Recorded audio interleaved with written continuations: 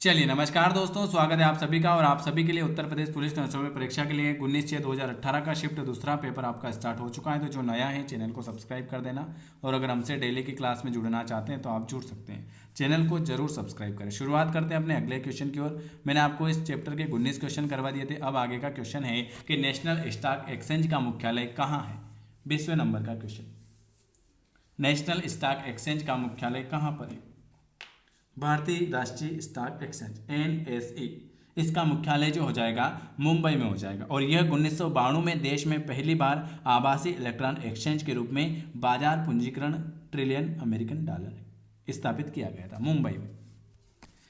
अगला है, भारत की केंद्र सरकार ने 2018 को का राष्ट्रीय वर्ष घोषित करने का निर्णय लिया। मोटे अनाजों को, भारत की केंद्र सरकार ने 2018 को मोटे अनाजों को राष्ट्रीय वर्ष घोषित करने का निर्णय लिया गया। अगला, एक रंग बिरंगा और मंत्र मुग्ध कर देने वाला मेला है जो प्रत्येक वर्ष उत्तर प्रदेश के मेरठ में होली के कुछ दिन बाद मनाया जाता है। कुंभ का, नौचदी, गंगा या सिरकी। तो कौन सा आ जाएगा, नौचदी आ जाएगा। नौचदी मेला होली के कुछ दिन के बाद उत्तर प्रदेश के मेरठ में आयोजित किया जाता है। यह हिंदू और मुस्लिम धार्मिक स्थलों के साथ सांप्रदायिक सद्भावना का एक दुर्लभ प्रतीक है। नौचदी मंदिर और मुस्लिम संत वाला मियाँ की दरगाह के निकट इसे आयोजित किया जाता है। ठीक है, नौचदी मेला एक रंग बिरंगा और मंत्र मुग्ध कर देने वाला है। चलिए अगला क्वेश्चन है, एंटीबायोटिक पेनिसिलिन की खोज किसने की थी। Very IMP question, antibiotic penicillin की खोज किसने की थी। एंटीबायोटिक 23 नंबर का बी वाला, अलेक्जेंडर फ्लेमिंग ने की थी। किसने की थी, अलेक्जेंडर फ्लेमिंग।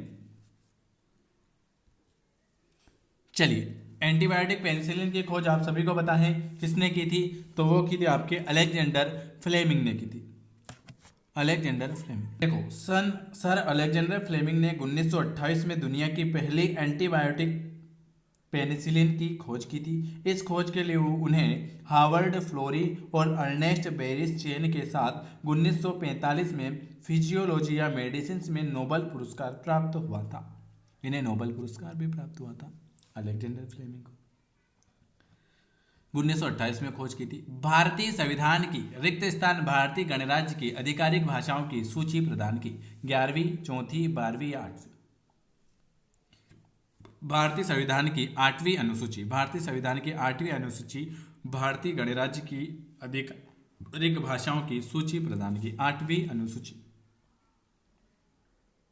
जिसमें 8वीं अनुसूची में भारतीय संविधान में मान्यता प्राप्त भाषाओं की सूची शामिल है। इसमें अनुसूचित भाषाओं की एक सूची है। मूल रूप से इसमें 14 भाषाएं थी, लेकिन बाद में इसे 22 भाषाएं हो गई।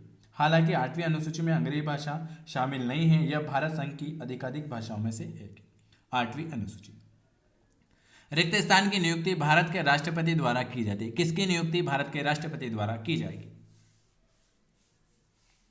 25, महाधिवक्ता, प्रत्येक राज्य का राज्यपाल महाधिवक्ता। ऑप्शन आपका बी वाला। पहले भारतीय राज्य का नाम बताना है जिसमें प्रत्येक परिवार में कम से कम एक सदस्य के पास बैंक खाता था। पहले भारतीय राज्य का नाम बताना। केरल। 4 दिसंबर 2017 के सरकारी आंकड़ों के अनुसार केरल के हर घर के कम से कम एक सदस्य के पास अपना बैंक खाता है। केरल को वाणिज्यिक बैंकों की 4.879 शाखाओं के माध्यम से वह आंकड़ा प्राप्त हुआ। तो केरल। उस वाहिनी का चयन करें जो मूत्राशय से मूत्र को शरीर से बाहर निकालती है। उरेथरा, शरीर रचना विज्ञान में उरेथरा।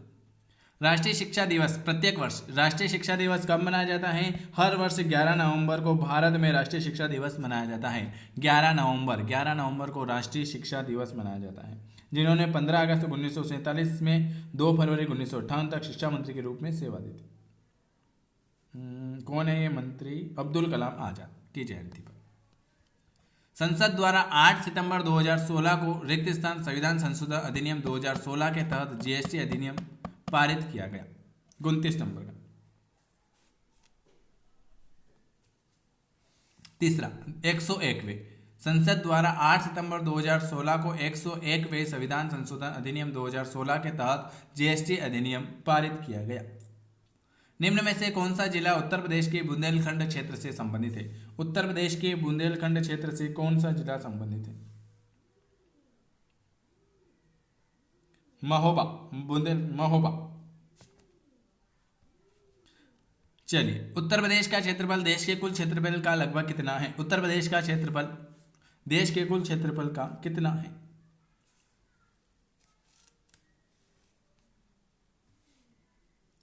Very good, 7.3%।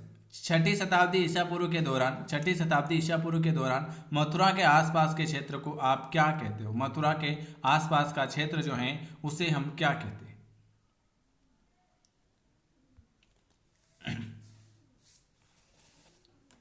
उसे हम कहते हैं सूरसेन। सूरसेन, सूरसेन एक प्राचीन भारतीय क्षेत्र था जो उत्तर प्रदेश के वर्तमान ब्रज क्षेत्र में संबंधित था। निम्न में से किस रोमानी काव्य लेखक को उनकी कृति मदनाष्ट के लिए जाना जाता है? मदनाष्ट के लिए किसे जाना जाता है? रहीम को, रहीम को। अगला क्वेश्चन है, उत्तर प्रदेश में पहली बार 1887 में प्रकाशित होने वाले दैनिक समाचार हिंदुस्तान के संपादक कौन है? 34 नंबर का। तीसरा, मदन मोहन मालवीय। कौन है? मदन मोहन मालवीय। उत्तर प्रदेश में किस वर्ष सभी सरकारी कार्यों के लिए हिंदी का प्रयोग करना कानूनी तौर पर अनिवार्य कर दिया गया? 1968। उत्तर प्रदेश में किस वर्ष सभी सरकारी कार्यों के लिए हिंदी का प्रयोग करना कानूनी तौर पर अनिवार्य कर दिया गया है? 1968, 1968।